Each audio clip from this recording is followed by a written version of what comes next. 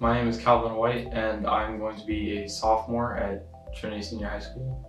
My name is Calvin White. I'm a senior at Trinity High School.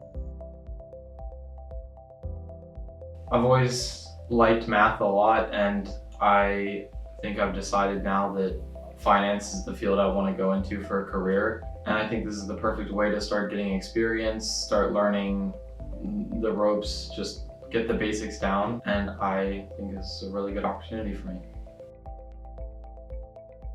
Definitely just experience, connections in the field of finance, and the knowledge that comes with being a junior teller.